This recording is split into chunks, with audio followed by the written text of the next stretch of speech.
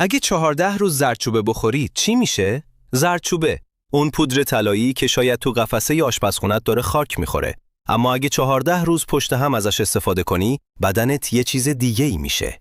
هفته اول، التهاب بدنت شروع میکنه به کم شدن.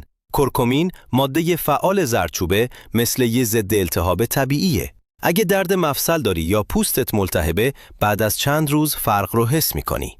هضم غذات بهتر میشه، نفخ کمتر، معده آرومتر.